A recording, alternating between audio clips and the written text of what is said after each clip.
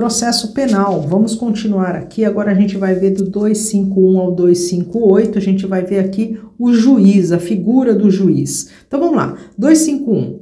Ao juiz incumbirá promover a regularidade do processo e manter a ordem no curso dos respectivos atos, podendo, para tal fim, requisitar a força pública. Muita atenção a quem ele pode requisitar, é a força pública.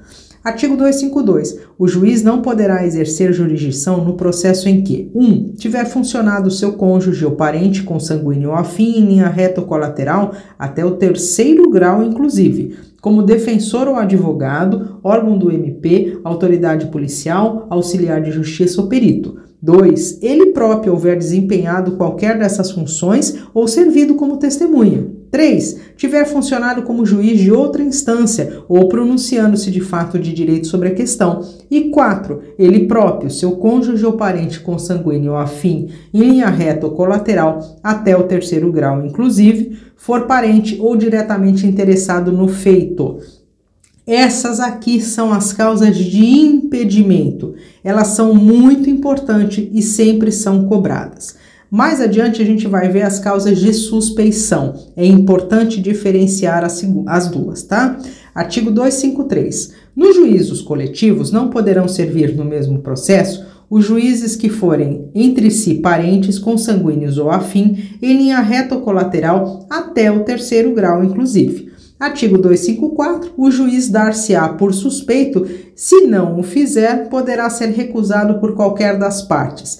Em quais casos? 1. Se for amigo, íntimo ou inimigo capital de qualquer deles, se ele, seu cônjuge, ascendente ou descendente, estiver respondendo a processo por fato análogo, sobre cujo caráter criminoso haja controvérsia. 3. Se ele, seu cônjuge ou parente consanguíneo ou afim até o 3º grau, inclusive, sustentar demanda ou responder a processo que tenha de ser julgado por qualquer das partes. 4. Se tiver aconselhado qualquer das partes. 5. Se for credor ou devedor, tutor ou curador de qualquer das partes. E 6. Se for sócio, acionista ou administrador de sociedade interessada no processo. O artigo 254 traz os casos de suspeição. O que a banca faz? Ela coloca assim, são casos de suspeição. Apenas uma das alternativas será de suspeição, as demais de impedimento, ou vice-versa. Então é importante saber quais são os casos de impedimento e quais são os casos de suspeição. É muito importante, sempre cai. Vamos continuar. Artigo 255. O impedimento ou a suspeição decorrente de parentesco ou afinidade cessará pela dissolução do casamento que lhe tiver dado causa, salvo sobrevindo descendentes. Mas ainda que dissolvido o casamento sem descendentes, não funcionará como juiz o sogro, o padrasto, o cunhado, o genro ou enteado de que for parte no processo. Muita atenção. Esse impedimento à suspensão, ela cessa pela dissolução do casamento. Se não houver filhos. Se houver filhos, não cessa mais.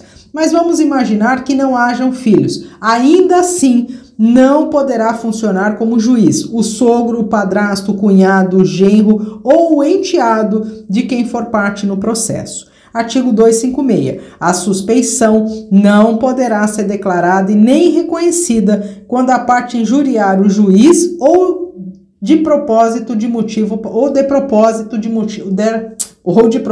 der motivo para criá-la. Então, bastante atenção nesse 256.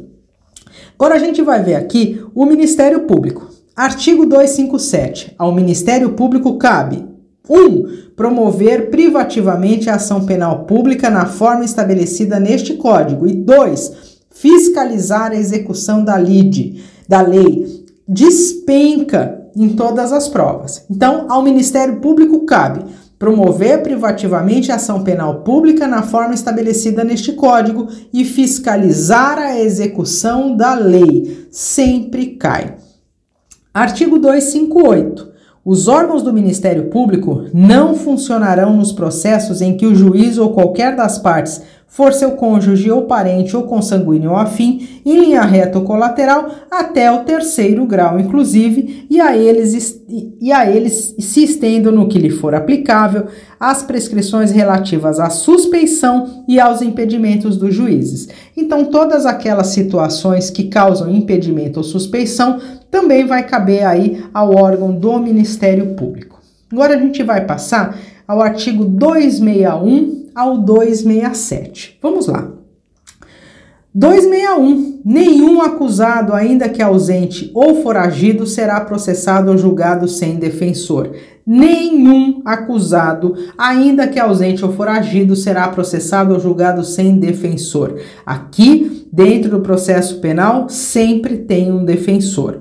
Parágrafo único. A defesa técnica, quando realizada por defensor público ou dativo, será sempre exercida através de manifestação fundamentada. Artigo 262. Ao acusado menor, dar-se-á curador. Também sempre muito pedido nas provas. Ao acusado menor, dar-se-á curador. Artigo 263. Se o acusado não tiver, ser-lhe-á nomeado defensor pelo juiz, ressalvado o seu direito de, a todo tempo, nomear outro de sua confiança ou a si mesmo defender-se, caso tenha habilitação. Parágrafo único. O acusado que não for pobre será obrigado a pagar os honorários do defensor dativo arbitrados pelo juiz. Vamos imaginar que esse acusado não foi localizado. Então foi nomeado a ele um defensor dativo, porque ninguém vai ser acusado sem defensor. Aí consegue localizar essa pessoa e verifica-se que ela tem condições de pagar honorários. Então esses honorários serão arbitrados pelo juiz caso a pessoa tenha condições de arcar com isso, tá? Artigo 264. Salvo motivo relevante, os advogados e solicitadores serão obrigados, sob penas de multa de 100 a 500 mil réis, a prestar seu patrocínio aos acusados quando nomeados pelo juiz. Aqui nós tivemos uma alteração bem recente em 2023. Artigo 265. O defensor não poderá abandonar o processo sem justo motivo, previamente comunicado ao juiz, sob pena de responder por infração disciplinar perante o órgão correicional competente. Então, bastante atenção. Parágrafo 1º. A audiência poderá ser adiada se, por motivo justificado, o defensor não puder comparecer. Parágrafo 2º. Incumbe ao defensor provar o impedimento até a abertura da audiência. Não o fazendo, o juiz não determinará o adiamento de ato algum do processo, devendo nomear defensor substituto, ainda que provisoriamente ou só para efeito do ato. Parágrafo 3º. Em caso de abandono do processo pelo defensor, o acusado será intimado para constituir novo defensor, se assim o quiser, e na hipótese de não ser localizado, deverá ser nomeado um defensor público ou advogado dativo para sua defesa.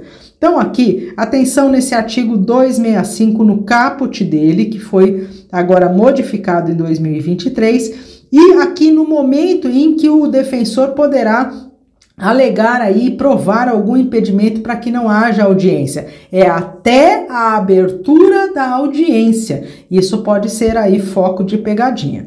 Vamos lá para o artigo 266. A constituição do defensor independe de instrumento do mandato, se o acusado indicar por ocasião do interrogatório.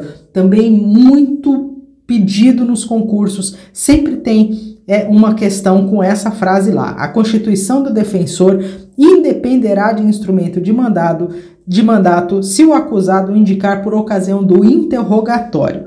Nos termos do artigo 252, não funcionarão como defensores os parentes do juiz. Aqui a gente tem todos aqueles casos de impedimento que a gente viu lá em cima, tá bom?